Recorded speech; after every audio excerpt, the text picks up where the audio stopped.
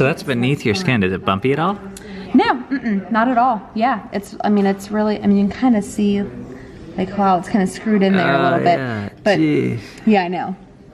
It's kind of cool, isn't it? And then what happens is to change it, you can still change the top like of the ball. Like it's like a little ball that you unscrew it.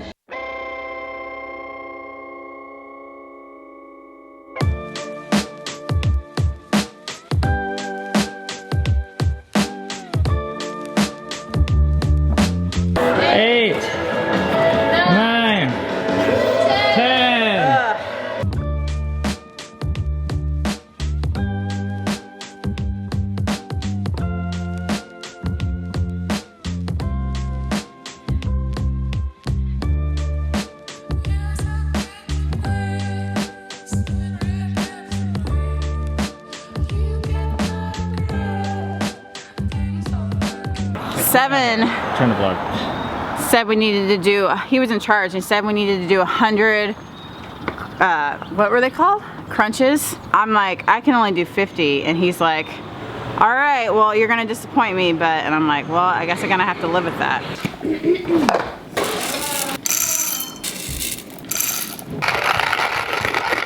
Yeah. Yeah. We should watch it on movie night sometime. Feeling a little stressed because I'm under the gun. Today I need to issue a passport for Rainier, and I wanted to do some of this stuff ahead of time, but I didn't. So now I'm doing all of it today. Well, Cammie is doing passport stuff. The kids are doing music lessons. And I am going to be working on writing in my office.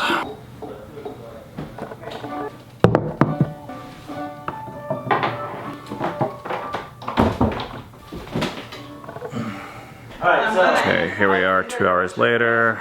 Cammie is just wrapping up her guitar lesson. It's my turn. How can we improve, or is it?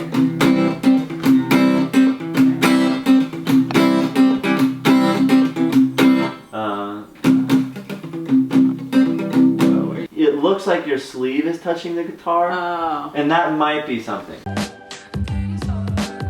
Okay, I got all of the passport stuff together and we're on our way to get something notarized, to get a photo of Rainier, and then to finally turn in everything at the passport place. I'm hoping we get the same lady because she was really nice. This stuff is so stressful. I wonder if there's a way that for it to not be stressful. I feel like anytime you're dealing with the government, it's stressful.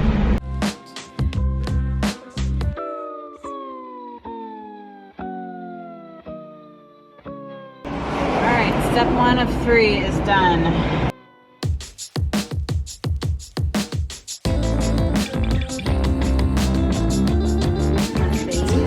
Yeah. And you can't, I know. Don't always know. Yeah, I know. They're so picky about the passport photos, so I'm gonna try to zoom in. Okay. All right, as close as possible here. Okay. All right, ready? Oh.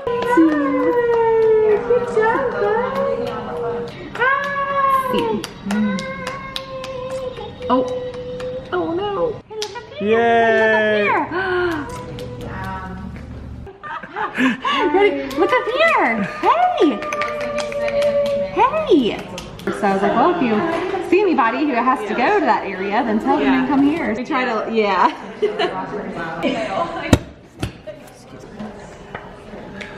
Look. Look at that. Oh. Oh, no.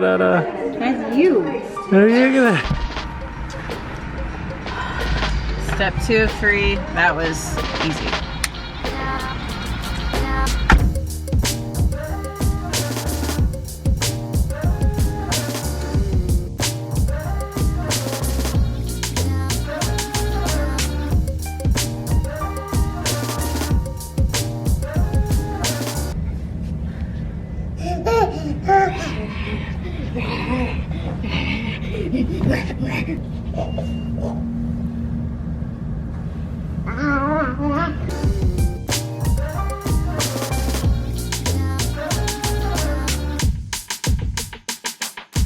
Oh, that was fairly painless for what that was, but we are all done. We should be getting that passport in the mail in 3 weeks. Plenty of time before our trip. We leave in about 5 weeks. There's this point with people when they have tattoos like down here where you don't want them to have tattoos. Then there's this whole range of people. And then when they have tattoos up here, it's like actually a good thing again.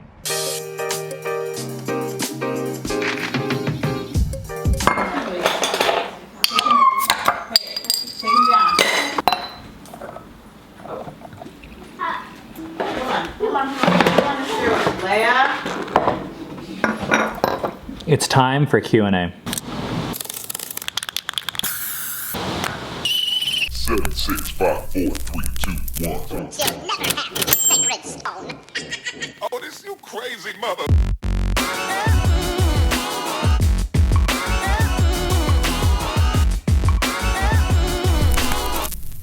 I was just trying to get the lighting situated here, and I felt something squishy under my foot.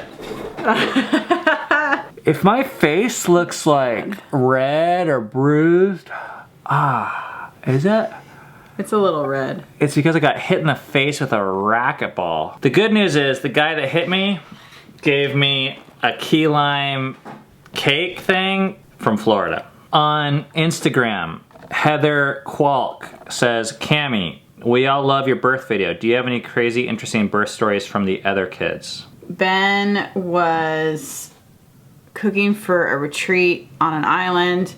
We went to the island. I started to have contractions, and so we had to get off the island, and there was one more ferry, and it was late at night, and so we were racing to get to it, and we told him that we actually had a doctor with us, because we did. One of our friends was with us, and he was a doctor, and so they let us on. I don't know if they would have let us on. Well, they held the ferry for us, yeah. Because we said that.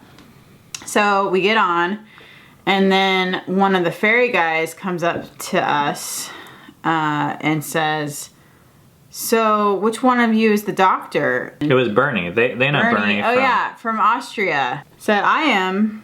And he takes a look at him and he goes, that's what I thought.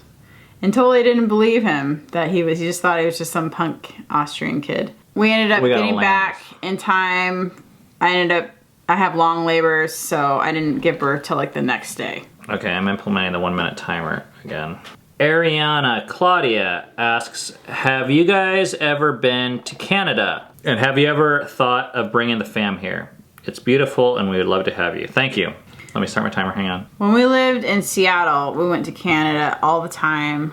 Canada is really beautiful.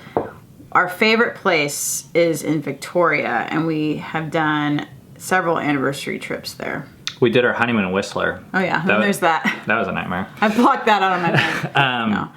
No. And actually, one of the stories about Victoria was I used to always do these surprises for Cammie's birthday. And one time she thought we were driving to Seattle, and we lived in Seattle. Ben really likes this story, by the way.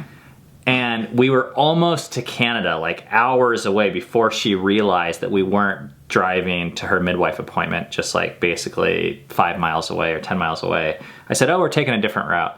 And I had packed her bags for her for the weekend. Greer Alex asks, how often do your kids hang out with other kids outside your home? What is your philosophy surrounding that? Yes, our kids hang out with other kids outside of the home. Very simply, our philosophy is we think it's great. We do not think it's necessary. So we appreciate it. I like the socialization. I like having friends. I like community and learning things from new people. But we used to feel, and I think a lot of people feel this pressure like, oh, we have to find friends for our kids. We believe that family is actually more important than friends, especially for little kids that, you know, they change BFFs like every other week. I mean, think of your friend from 3rd grade or 7th grade. Like it's not long-term. I'm not friends with even value. People in high school. I'm not friends with. And I will say this, one of our big decisions to homeschool, crap, I have 7 seconds, was guided by this question. If we had the choice between choosing socialization in public school or having our kids invest in lifelong friendships with their siblings, we would choose that one. Oh. Nice. Femza Dubs says, I noticed in one of your Florida vacation vlogs that your girls had one-piece swimsuits. Do you have rules around modesty for the family, or do the girls prefer one-piece swimsuits of their own volition? We don't have any rules. The girls actually do prefer one piece. So it hasn't really been an issue for us to have to say, this is what we want you guys to wear. But we are actually just on the verge of having a modesty talk because some of our girls are becoming more and more women. And I do think modesty is actually very important. Not just in the don't show too much, but actually understanding the power that women have of attraction. I actually think it's a good thing. And not just physically either. Like, I think there's like a lot of charm, you know, that like girls can use, kind of not real. Yeah. Well, not that it can be used like not very great for them and for other people. I forgot to set a timer, so we're just going to have to call it. Here we go. The Acker Cassie says, what is Cammie's favorite store to shop for kids' clothes? I think I'm going to have to say Target. But sucks to be you. We don't shop there anymore. We're boycotting Target. And there's things about Target I don't like, but as far as that very specific kids' clothes, bam, Target is it. So now I shop like at Goodwill. That sounds really sad. You know what? You know the two places we shop the most for kids' clothes? It's really weird. It's Goodwill and Patagonia. Yeah. Which is like the cheapest and most expensive place we know of. KSKC1234, aka Hannah. This is a response to last week's Financial Friday video on YouTube. But Ben, starting with but, is already confrontational. I do think kids need a decent education. It upsets me to see the spelling on that note that your children wrote. I just think we owe that to our children so that they become productive adults and know how to read, write, do basic math, know how to write a letter or a thank you note, and be able to communicate with the outside world and understand what goes on in the country we live in and know its history. I would love to hear your and Cammie's comments on that. Thanks, Hannah. I appreciate this question because I think a lot of people are asking it or feel it. But I want to reiterate what we said in the video. We do not believe that those are needs. Now that's actually a huge difference, a need and a want. Now there's a lot of things I want. I want my kids to be able to edit video. I want my kids to be able to read and write and all those things. But the second that we put those into the need category, we're crossing a line and we need to be really careful about what we actually define as a need. And I don't believe any of these things are needs. Our needs are very, very small and very few. And I don't think, you say we owe it to our children. I don't believe that we owe it to our children. Now, I do think it can be a pleasure to give this to our children, but the second that we define these things as needs or things that we owe, we have to be careful because first of all, we're gonna spend the rest of our life trying to do them. And give me another little bit here. Those things that we're saying our kids need are constantly changing. I mean, write a letter? Seriously? Like, I think letters are great, but that is not a necessary skill for kids nowadays. Like I said, I can't emphasize enough how nice I think that is to be able to write a letter. I write letters. We encourage our kids to write letters. So being computer savvy is more necessary nowadays, but even that, I'm like, well, whatever. But if we don't differentiate between needs and cool things that we want, we're going to be constantly misprioritizing, I think. And I think the cost of misprioritizing is actually very high. Our life, we're going to shovel all of our resources and change our entire life for our needs. We need God, and I think to a certain degree we need each other. That's it. Not and math, and reading, and writing letters, and playing Xbox, and whatever. Because those things, if they become needs, they'll take away from the need of God and the need of each other. I'm a little bit frustrated by this, not by you, but I really think this is actually very important that we draw that line and really separate needs and wants. And you can want whatever you want, you can want. You know, you can want your kids to have key lime pie. That's great. We're gonna give our kids key lime pie tonight. But they already got Oreos from the store. We're going on date night tonight. I have a reservation at a restaurant. You do? That I didn't tell you about. Olive Garden? Really? No. I'm kidding. You do? Well, that's cool. It's better than Olive Garden. What? No. I'll give you a hint. No. It's the restaurant we tried to eat at the last Super Bowl, during the Super Bowl. Oh. But it was closed. Oh crap, what was that? I'm drawing a blank. We are off, but there's actually been this thing that's like really bugging me. I feel like I might have misspoke in our response to the last question. The thing that I think is the most important question to answer when we say the word need is like, you need it for what? That's a complicated question, more complicated than I actually made it sound. And I did have a beer on an empty stomach. I'm not making excuses. Just saying, before you do your Q&As. Now, if we're talking about things that we need to do as parents to be socially acceptable, I agree with that list, and actually a lot of other things, but that list is still always gonna be changing. Now, if we're talking about things that we need to do to be accepted by God, which I'll tell you is the only list that we operate off of in terms of the word need, at least in terms of priority, then no, I don't believe we need to do any of those things at all.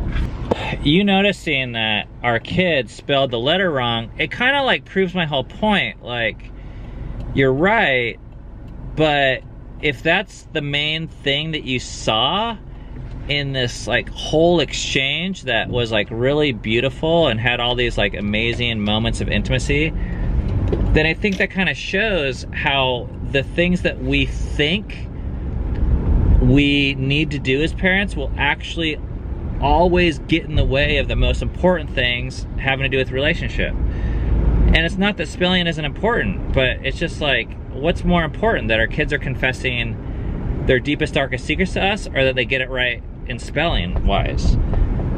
Not the spelling. Anyways, we're going out to dinner, and I'm really looking forward to it with this girl here, who I think is actually like pretty hot stuff. Yeah. And she knows where we're going now. Yes, I do.